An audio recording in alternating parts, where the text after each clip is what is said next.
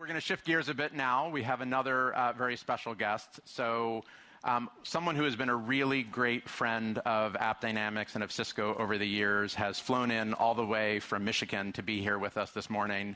I'd like to welcome up John Hill, who is the CIO and Senior Vice President of Business Planning over at Carhartt. And he's going to help us understand how some of this actually plays out in practice in a real-world environment. And John, why don't you come on up? And as he comes up, I'd like to also just note that John had, yeah, please. Thank you for being here.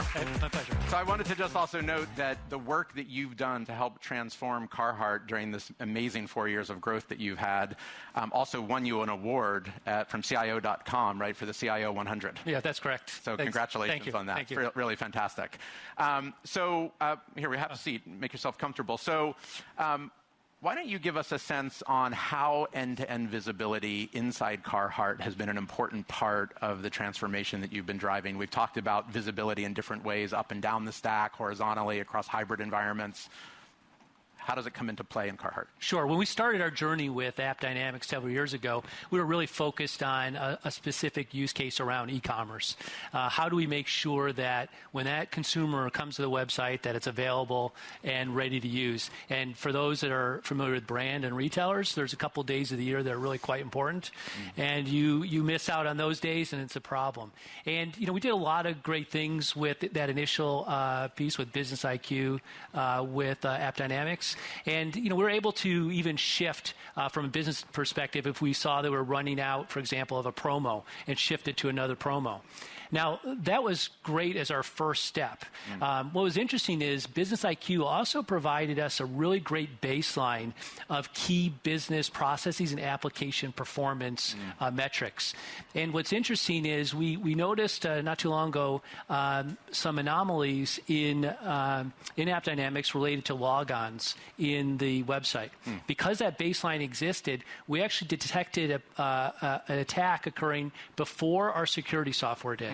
Because it already understood all those baselines. So our security team was able to get in and resolve that quickly. Once the journey for our customers, though, with the e-commerce is just one part of that journey. That transaction, it goes from the e-commerce back through your ERP, in our case, back to the warehouse management system, and then all the way back again. And so we've worked with AppDynamics to instrument that entire ecosystem so that we understand where those issues are and can resolve those quickly. Now, at the heart, Carhartt is a product company. We make products to serve and protect hardworking folks. But like a lot of brands, you try to shrink the time that it takes to develop new products. So we use a PLM application to manage that. And we were having some challenges with that application, which actually resulted in us having delays on getting samples. You get delays on samples, that lengthens your product cycle time, thus a business impact. We put AppDynamics even on the PLM, and we're able to resolve those and eliminate those misses in terms of key go-to-market milestones. That's great. So you've been able to actually use business data correlated then to what's going on in the application to do things like even detecting security issues, it sounds like. Yep. And then also bridging the operating model between different systems, more traditional systems, some of the modern front-end systems, and the teams that operate them so that they're able to connect with one another and actually work together much more efficiently. Yeah, that's correct. So how has this actually changed the customer experience, and what might be an example where it's actually fixed a technical problem for you? Okay. For our consumer, that experience with Carhartt occurs in a couple of places. It's either in the digital engagement, like our website, or it's in one of our retailer physical stores or our own direct-to-consumer stores. And we had an issue with our point-of-sale application that was actually run by a partner. So it was run out of their own cloud environment. The challenge was we had a lot of instability.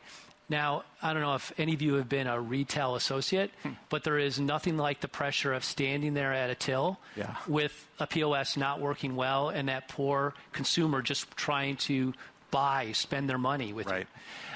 And we went through months of instability, and we maybe forced that customer, that partner, to use our instance of AppD and instrument their environment. What took months and months of instability nobody can figure out. It took only 3 days for them to resolve the issue.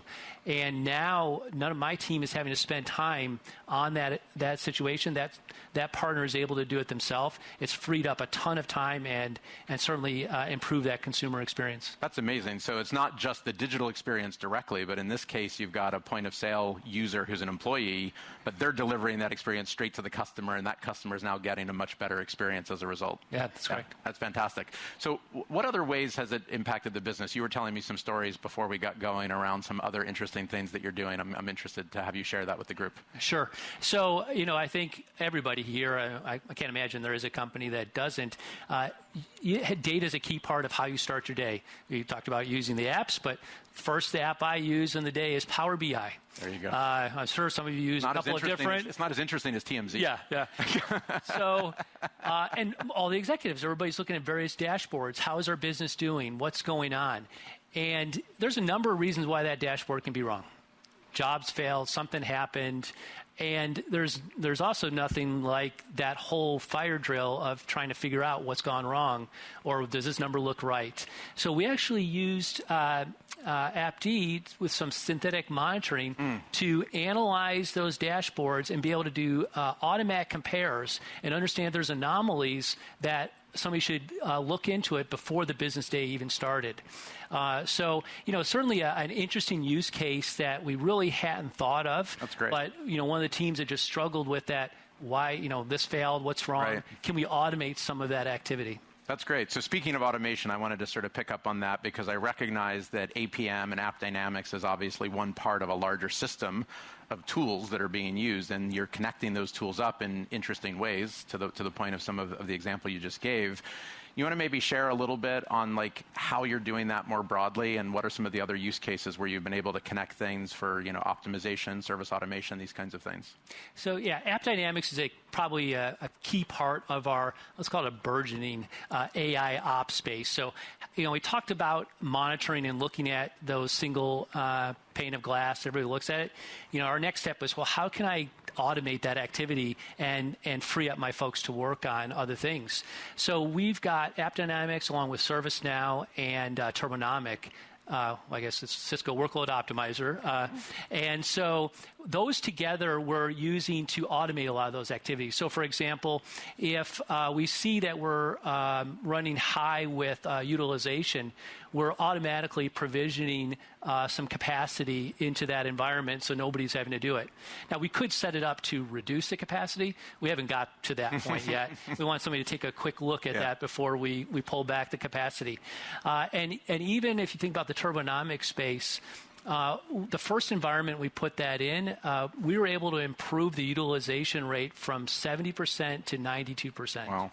And still manage all of that performance that we need through that AI suite. That's great. So being able to see the problem and then have the tools to automate that provisioning is certainly key for us. That's great. So you're connecting the application data into the infrastructure management capabilities of a tool like Turbonomic or the Cisco Workload Optimizer, and then actually get that optimization all the way up to the 90s is amazing. Yeah. Okay, so I've got one last question, which is one of the aspects that I was talking about earlier, sort of the human element and the culture change and the operating model change for how people work, which is sometimes harder than the technology, as we all know.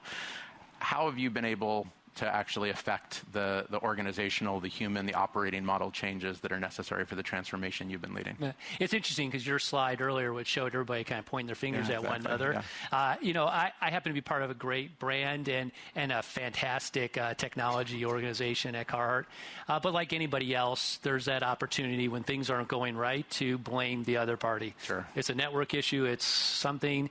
And every place that we put AppDynamics in as we've gone each part of our ecosystem, we've been able to eliminate those issues because at least everybody understands what the problem is. They're not. Usually they blame the network first. Yeah, exactly. I feel for network guys. Always. So it's eliminated that activity. And even more importantly with our supplier partners, same thing. You'd have this blame game. As we continue to put this into those environments, it's really critical to us to have that culture with our partners as well as internally. And I think what's interesting is we don't have an endless budget, just like most of the other customers. Sure. We need to be able to do this in a cost-effective way. We're able to manage the entire AppDynamics Turbonomic environment with 0.5. It's actually a contractor, 0.5 Wow. FTE. That's amazing. Ease of use. That's great. So that from an environment perspective, everybody's interested in, hey, how can I get this embedded? My other problem though is just more budget issue of now AppDynamics, so different story, because everybody wants to install that and move forward because they don't see that overhead sitting on their business application. That's great. So it really speaks also to the power of a single source of truth, right? Is that the humans that are pointing the fingers when they actually are looking at a shared facts that they believe, it becomes a little bit easier to agree with each other and actually get to solving the problem. Yep. Listen, I really appreciate you joining us today. Thank you so much for being here. Thank you. Yeah, it's a pleasure. Thanks.